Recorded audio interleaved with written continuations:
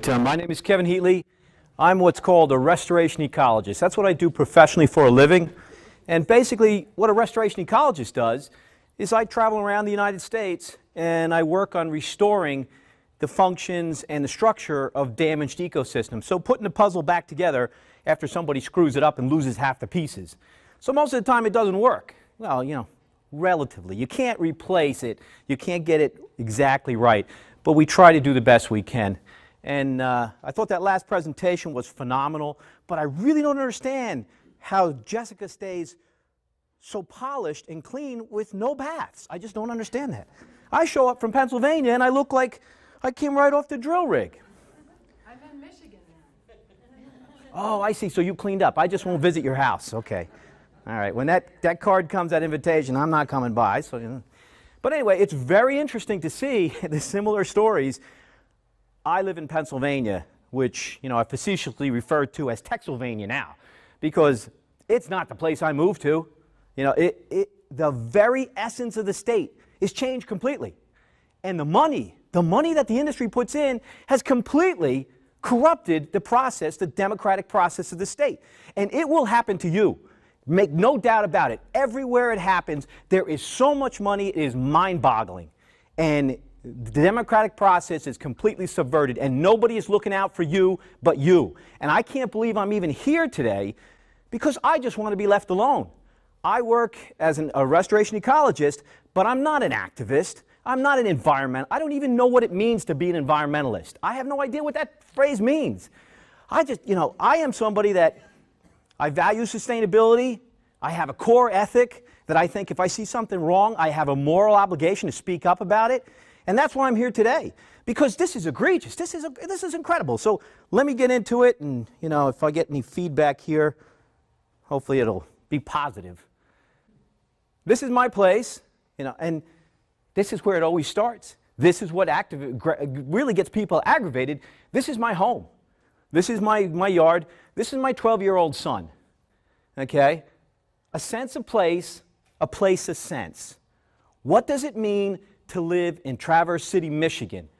What does the Lower Peninsula, what does the landscape, what do the woods, what does your community mean to you? Because I can live anywhere I want pretty much. I chose this for a reason, and that reason is being stolen from me without my consent. It's being taken, and make no doubt about it, this is a dispersed industrialization. So what I'm going to talk about tonight is not the water issue, because the industry will say, we just can do it right. We'll do it better. We'll use better casing, just better regulation. You know what's really occurred to me that's very funny is every place I go, Michigan, apparently Alberta, Pennsylvania, New York, we have the best regulations that are out there. It's like the pizza place. Did you ever go to get a pizza and everyone has the same box that say, you've tried the rest, now try the best? I mean, which one is it? Every state, every place has the best regulation. That won't happen here. What does it mean to live in your community? What does it mean to you? I live in north central PA, not because of the economic climate, not because my job is there, not because of the great cultural amenities. It's north central Pennsylvania.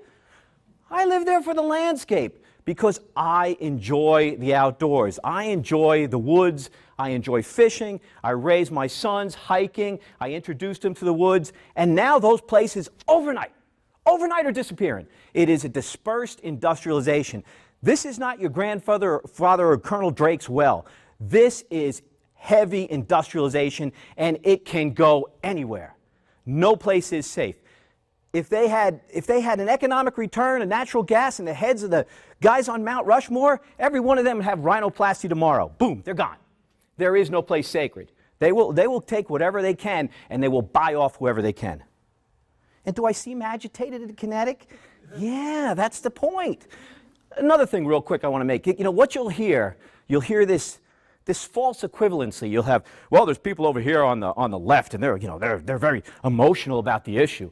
And there's people over here on the right, and they're industry shills. And the truth lies somewhere in the middle. Somewhere in the middle is it, what?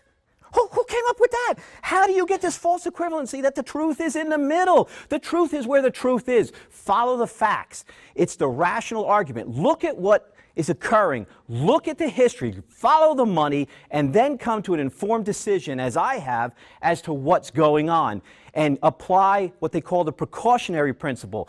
Don't go in there and say, you need to prove that this is going to happen. You know, you need to prove it was thermogenic, which is the deep methane, as opposed to the biogenic methane, which is, you know, the prairie dog poop. I don't know.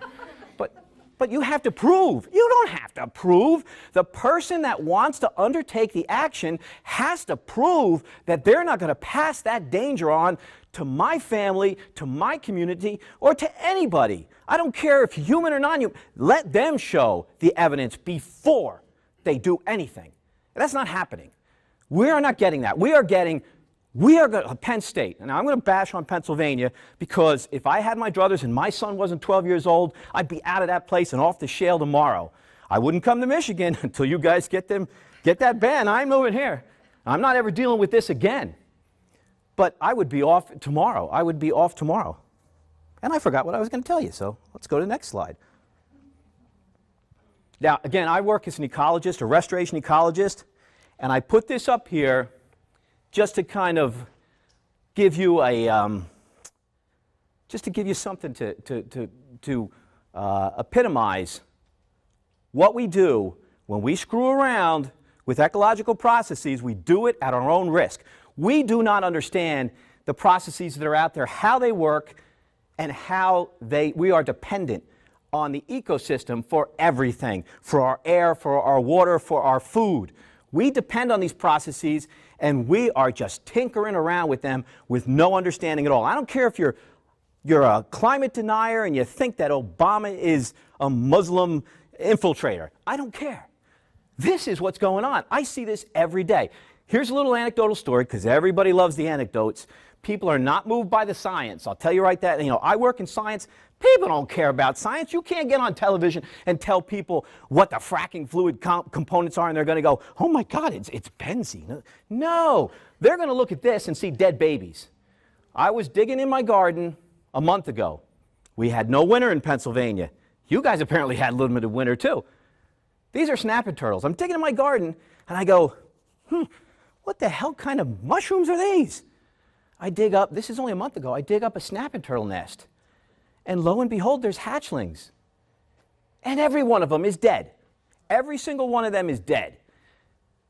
They incubated because they incubated too rapidly because there was no winter, and then they got hit by a cold snap, and every one of those critters is dead. And this isn't about snapping turtles, because I can't get excited and warm and fuzzy about snapping turtles. But this is an indicator, and it's called phenology. It's the dependence on natural occurrences, flowering, migration, based on temperature. You screw around with fossil fuels, and this is what you're going to get. And that's a given. This is just me digging in my garden. The snapping turtle population, who knows what's going on? This is just one clutch, one hatch, but they're all dead. And it's minor differences can make a big impact. Flower at the wrong time, this thing can't feed on it because it showed up late for the banquet. Or turtles, reptiles. If the temperature's wrong, you get improper sex ratios, too many males, not enough females. And then you have what's called cascading consequences. And that's what I want to talk about here. This is what I want to impress upon you, because there's only 2 or 3 ideas you're going to walk away with. One of them is that I'm crazy from Pennsylvania and I'm too passionate. The other one is ecological cascades. You tweak the spider web over here, something's going to happen over there. That's a given. We don't always know where it's going to occur, but something's going to happen. Something's going to give. And what happens is real people will suffer. Real people. If you don't care about snapping turtles, you hate them because they took off your toes when you went swimming in the pond when you were a little kid. It doesn't matter about snapping turtles. It's going to affect everyone. Everyone. And this is just an indicator. And they're dead babies. Who can't get upset about dead babies? That guy showed dead babies in his slide presentation. That's not right. Mississippi, I'm going to give you an example. I'm going to give you an example of the fossil fuel industry. And not everybody in the fossil fuel industry is evil Darth Vader, but there's a bunch of them in there. There's a bunch of them in there, I'm telling you. It's amazing to see the lies, the deception, the corruption. There's certain people that are dysfunctional narcissists. I'll be right open. I'll be honest with you. There's studies, there's actual research that show the people that get to the top are the dysfunctional narcissists. And we all follow along like sheep because, oh boy, they're great leaders. No, that's why they're, and it's not Democrat or Republican, it's just the people that are driven by their own selfishness. And this industry is full of them.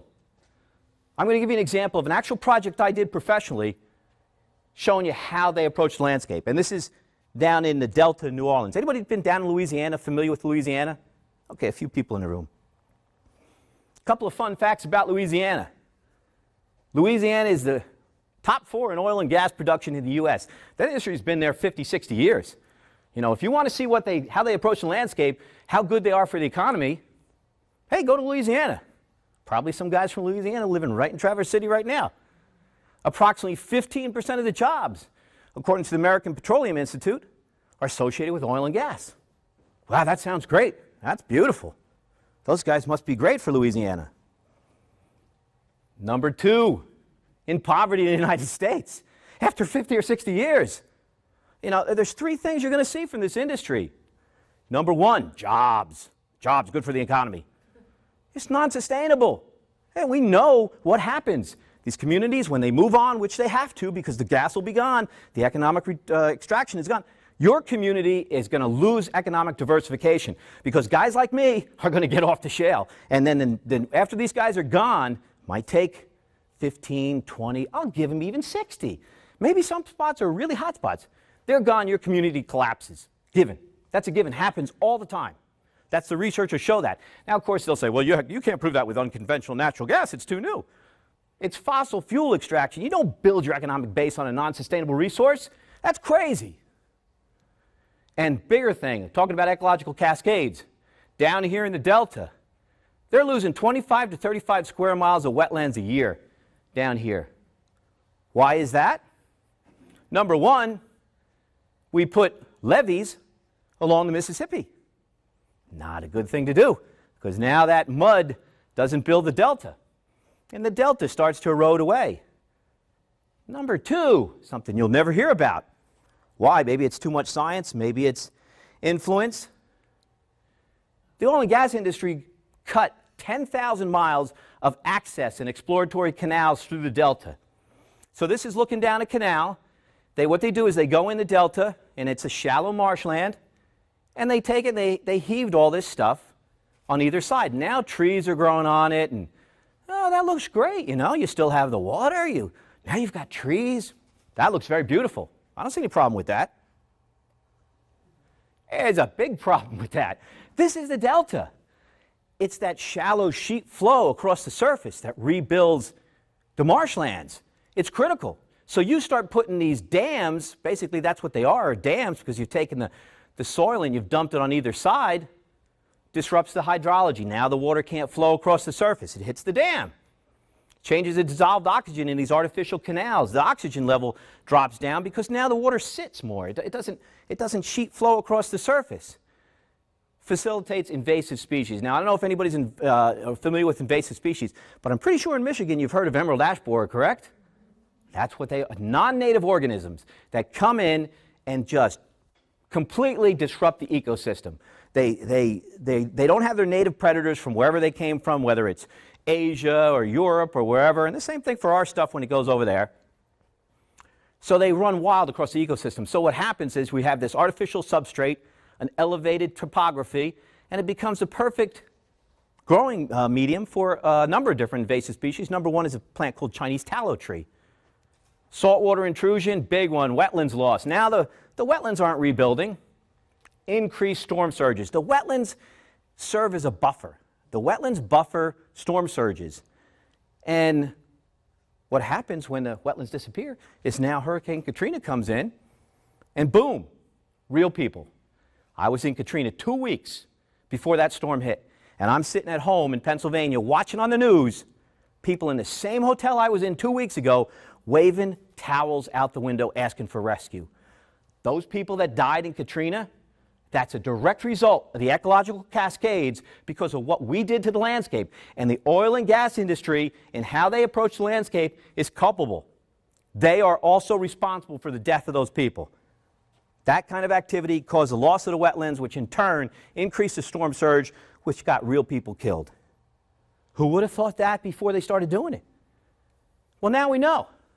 So we had a project basically taking that mud, and I didn't show you in the last slide. This is a floating excavator, and we call them a marsh buggy, and we basically took that mud, trees and all, threw it back in a canal. And that's what you're left with. If you get the topography right, the hydrology is restored, and it's amazing, within a few months, native species of sedges and all start to populate this area. You don't replace it completely. You don't restore it completely because these are thousands of years of organic soil. And when you take them up and you put them in the air, they decompose. You know, they oxidize and they break down. And so you don't have the volume to put back in the canal. So the canals are still there, but at least the spoil bank mounds, the invasive species can't grow because now it's too wet. So you restore some of the hydrology. So it can be fixed. We fixed 5 miles. This technique, by the way, has been around for probably 30 years or more. But it doesn't get done because it's expensive. We did like 5 miles, and it's over $1 million to do that. And guess who paid for it? You all did. I did. We all did. Now, I got a rebate on my taxes here because I did the work. But we all paid for that. The oil and gas industry did not fix this canal they dug. And in fact, there's pushback on this. They don't want us fixing these canals because they don't want a precedent of being held responsible in the future for fixing any more canals.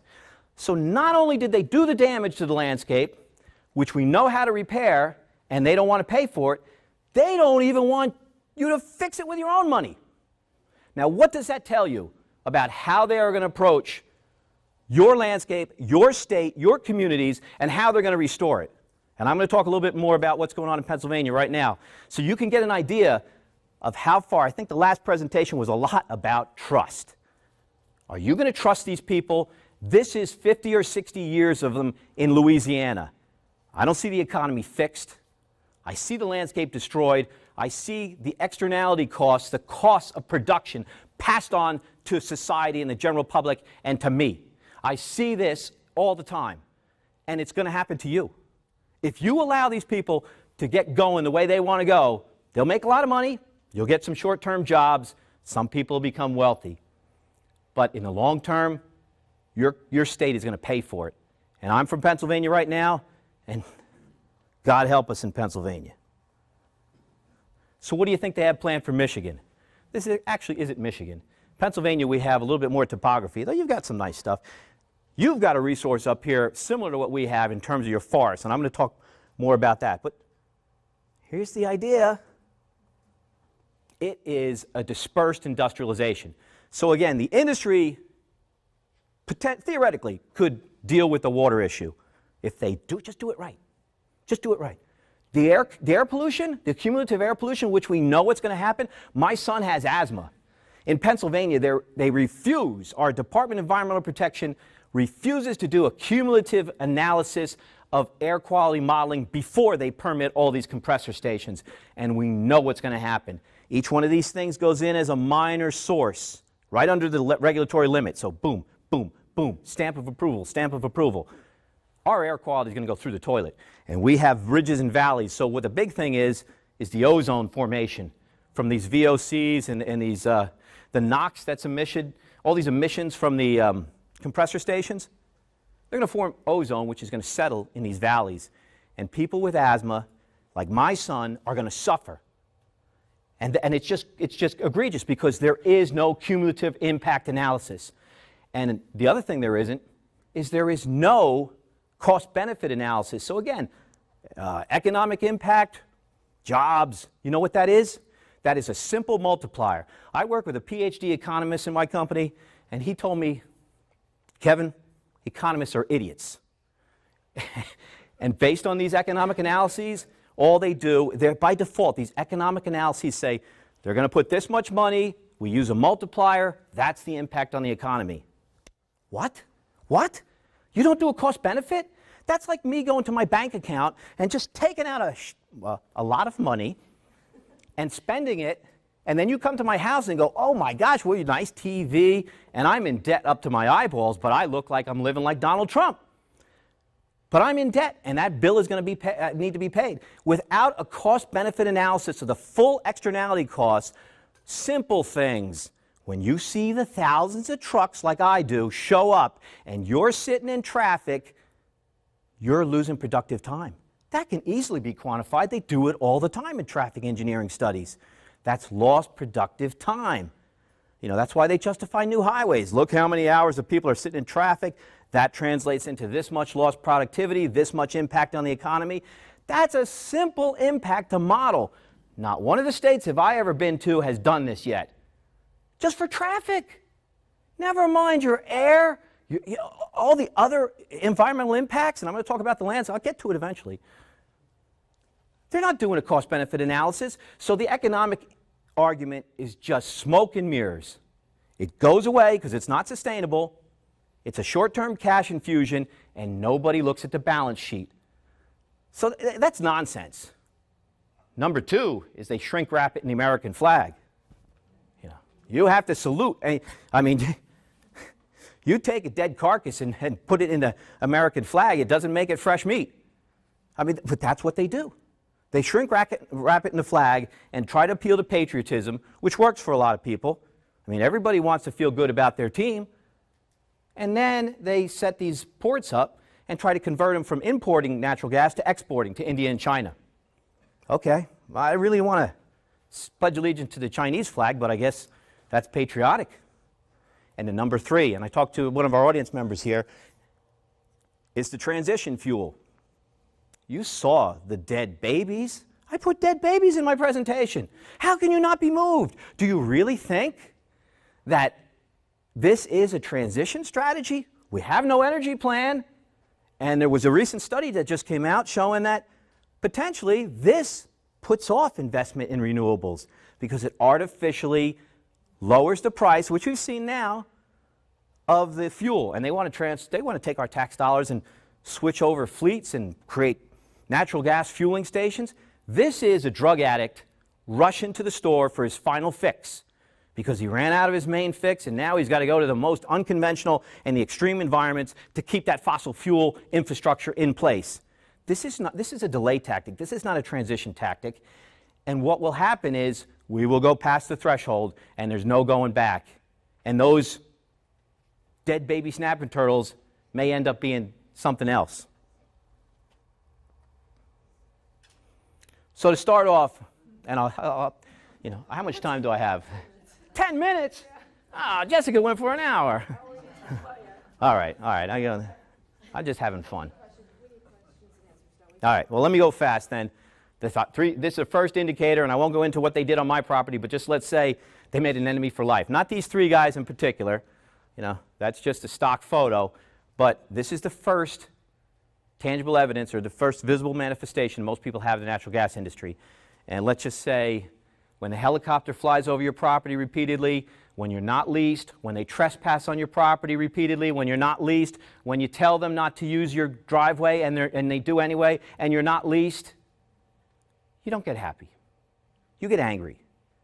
And this is what happens. If I can't trust these people to respect my surface private property rights, and I am a free market capitalist, this is my property, doesn't mean I can do whatever I want with it. It means that I can restrict your access. That's the definition of private property. Not that you can do whatever you want with your property, but that I can restrict you from doing what you want on my property. I couldn't keep them off my surface. How am I going to trust that they're going to respect my subsurface rights? Of course I can't. So, real quick here, seeing the forest behind the trees, up here in Michigan, you have the same kind of thing we have in Pennsylvania. You have a large swath of a massive forest resource, a lot of what we call core forest, which is forest next to forest, which is different from forest next to Walmart or forest next to the subdivision. It is structurally and functionally different. And what will happen with the natural gas industry is they're going to shred it because it's a dispersed industrialization. In Pennsylvania, as in Michigan, 100 years ago or so, some maniacs came through and cut everything down. Now, it grew back, right? It did not grow back what it was. If you saw what was here before, you would look at this and you would laugh. It's a valuable resource, but it is not what it was. And it could have been even better if it was managed sustainably. Now, in Pennsylvania, we do that on the state forest lands. We did until these guys came along and everything got sold off to them, half of it at least. It appreciates in value over time. It's a sustainable resource that will drive your economies. In Pennsylvania, 90,000 jobs are estimated to be associated with the forest and the forest products industry. I don't know what it is for Michigan, but I know in Pennsylvania that tourism is our #2 industry. I don't even want to live there.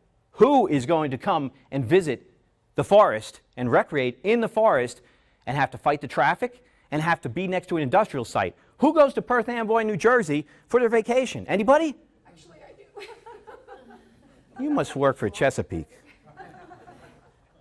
So forests, now, if you don't care about the birds and the bees, you don't care about the warm and fuzzies, you don't care about Bambi, you don't care about any of that kind of stuff, that's fine. But the forests, we do know from the science, you change that forest and you are going to have a direct impact on your water quality and your water quantity in the lakes and in the river. You are going to change the runoff. And that's what happens. When you change the land cover type, which these guys are going to do, you're going to change your water quality and your water quantity. And you are going to get increases in dissolved solids. You're going to get increases in things like nitrogen. You're going to get changes in the flow so that when there's a storm, instead of this thing acting as a sponge and holding the water starts running off the landscape rapidly. These guys, when they put these pads all over, it disrupts the surface hydrology. So if you're downhill and you don't have a pad, you're unleashed, and no surface, they're up the way in the flow from you, just the fact that that pad is in there changes the flow pattern, changes everything below it. Changes the soil composition, changes the moisture contents, changes eventually the vegetative reproduction of that forest. Your forest is going to be irreparably damaged and changed. And of course, they'll say, the politicians will, it's going to grow back. So again, the health of lakes and rivers directly tied to the forest. That's what gives you the clean water. That's what regulates the flow. All right. You know, I heard about what's happening in Michigan as they're leasing off state parks. Oh, it's subsurface, no problem. Oh, yeah, we'll put one right next to it. Pennsylvania, we sold off half of what was on the Marcellus, and they're still debating whether to do the rest. This is from New York State. Okay, I did a review of the New York State, well, you know, that's supplemental generic environmental impact statement from their DEC. Significant adverse impacts to habitats, wildlife, and biodiversity from site disturbance associated with high-volume hydraulic fracturing in the area underlain by the Marcellus Shale in New York will be unavoidable. At least. It's a flawed document, but at least these guys had the integrity up front to tell you that they're going to damage what's out there. 95% of the forest land in New York State that's underneath, has Utica and the Marcellus underneath it, is in private hands, and it's going to be destroyed. It's unavoidable. That's unavoidable. You'll still have trees, but what you'll have is woodlots. You will not have the core forest. Forest connected to forest. Forest next to forest. You won't have that. You'll have the same thing we have everywhere else where we've had sprawl for the last 50 years. You'll have woodlots, which are structurally and functionally different. The other thing they did in New York is they recognized that this is inherently incompatible with state forests and state parks, and if they do allow it in New York, it ain't going in state parks and state forests. Now, why the hell wouldn't Pennsylvania and Michigan do the same thing? I don't know. Is it the socioeconomic demographic? And I'm not going to go into this, but let's just say there's a lot of information that we know what happens when you fragment and bust up and change the land cover type. We know this information. It doesn't matter if it's a well pad that's 9 acres or 5 acres or a pipeline right away or a road. Remember, each one of these things has to have a road and a pipeline connected to it. It's fragmentation, and that's the way it is, whether it's shopping malls, subdivisions, or dispersed industrialization. You can't mitigate against it. It is inherent in the industry. You allow them in, and that's what they need to do it economically. That's just given. So write off your forest or get rid of them. Pennsylvania, the Nature Conservancy, they did a great spatial analysis looking at the variables of where they place wells. They estimate 2/3 of the Marcellus wells in PA are projected to be in woodlands. And you see what they want to do to Michigan. The best forest in Michigan, the best gas resources in Michigan. It's a trade, and nobody's told you. Nobody's asked your opinion. Oh, it'll grow back.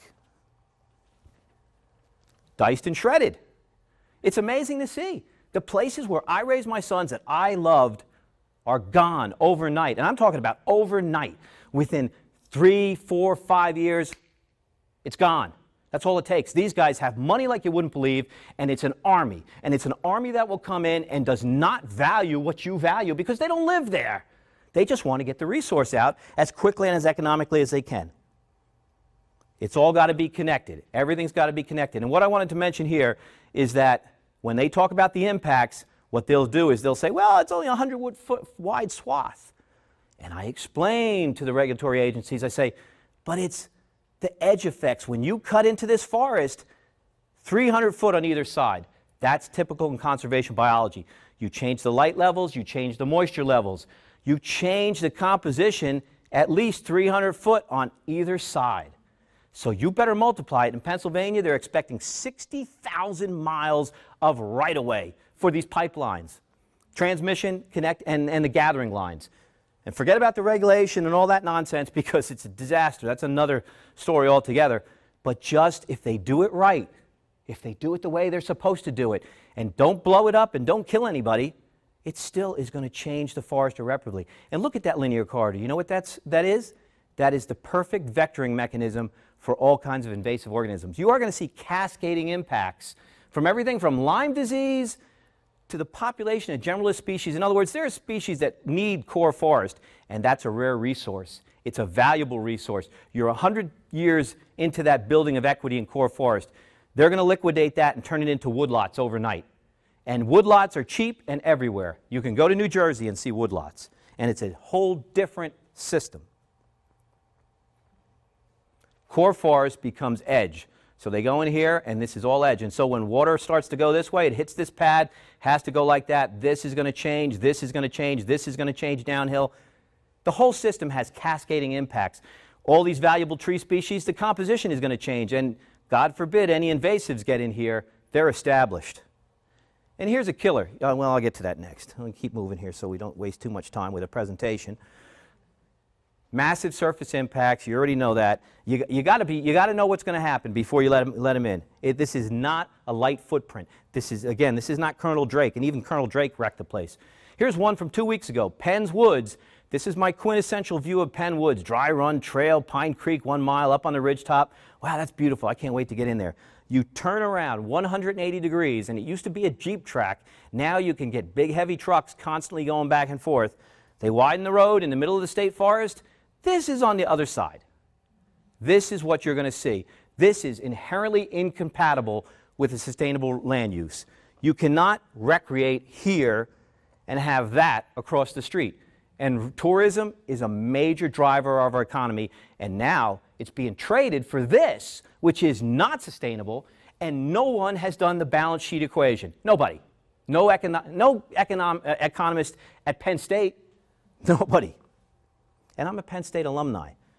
So the other thing I wanted to get across real quick here, and I'll blast through the last couple of these slides so you can actually remember something, besides, boy, that guy had a lot of energy. Was it passion? Please don't call me passion. Reclamation is not restoration. You know what they're going to do? They're going to plant grass. This is an actual site. They're going to plant grass. That's when they reclaim, just to prevent the erosion. This is not a forest system. It is going to have different runoff coefficients. It is going to have a whole different host. The functions and values of this land are going to be changed. Now, we're 100 years in these states post-logging disaster, and I'll say it flat out. Wiliamsport is the lumber capital of the United States. Look at these millionaire mansions.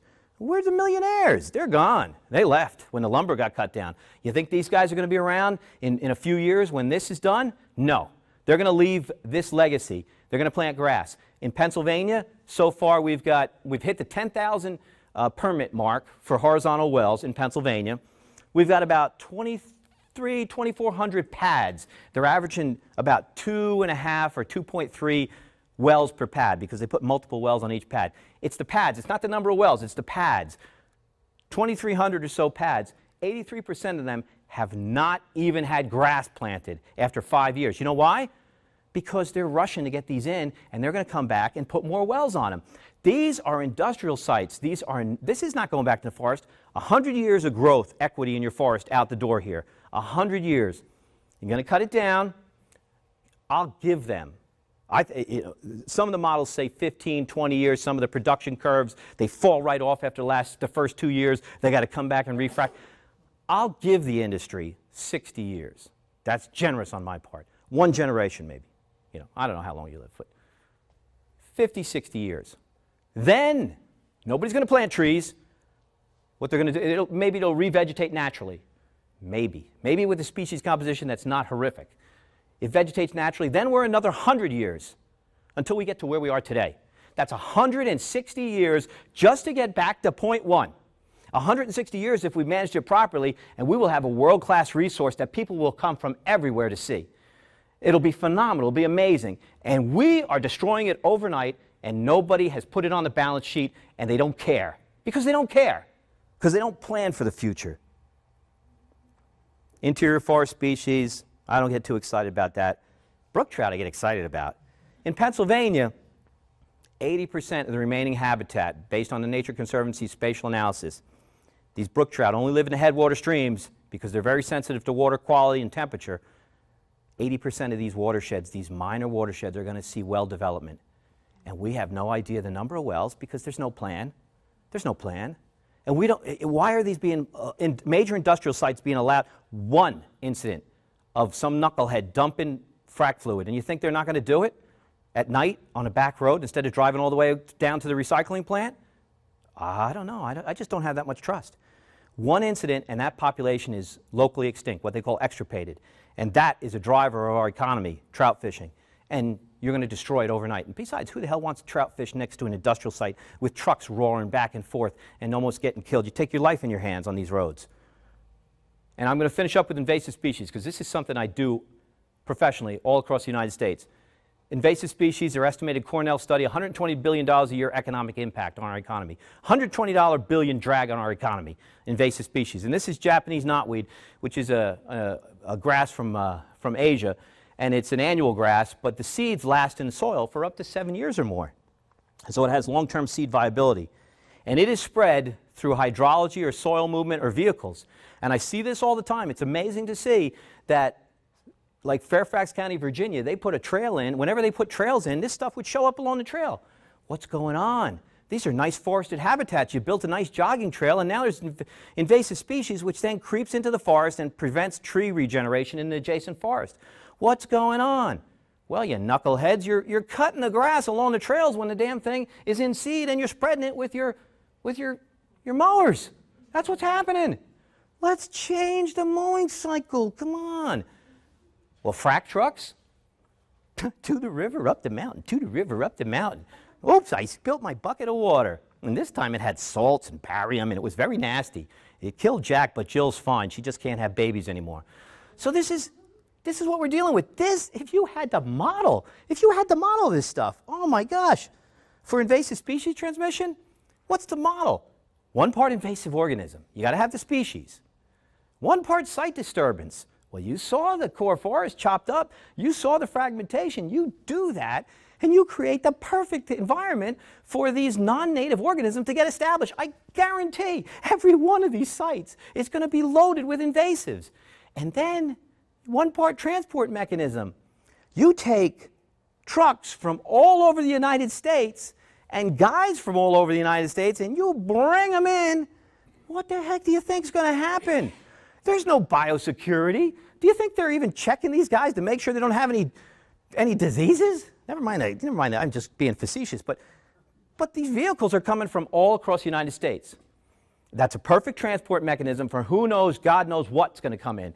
And, some of these organisms, this is a perfect example of precautionary principle. You don't do this. You don't create the conditions for biological invasion and then after the fact try to put Pandora back in the box. It's not going to happen. What's going to happen is you're going to have this stuff go crazy. This is Japanese knotweed, which is a non-native perennial plant that grows along wet areas, and you'll see it everywhere. It looks like bamboo, and it'll just crowd it out, and it's a phenomenal problem to get rid of. But this mechanism of the fracking and the transport trucks and everything, perfect transport mechanism. 1 big cup of stupidity, I'll be done in just a sec. And you got it. So who's going to pay for this damage? Just like Louisiana, you are, because the externality costs are being borne by society. They are not being included, just like Jessica said earlier in her presentation. If you did, the industry is not economical. So you are subsidizing with your resource in your future somebody else's profit margin. And I'll be damned if I'm going to let them have their compressor station subsidized by my son's health. That isn't going to happen. You know, the hell with Pennsylvania, and I'll say it on camera. If Pennsylvania is not going to protect me, you know I am going to try and protect wherever I can. And I've been helping people in New York. I'm helping the BMFers. I'm helping people in Ireland and France and South Africa because Pennsylvania is almost a lost cause. And the fires of Mordor, PA, you can't really see that. So how do you mitigate against these landscape level disturbances? You can't. You cannot. This is inherent in the model for the build out of the industry. If you don't want to live in an industrial zone, then don't let them in. That's what you're going to live with.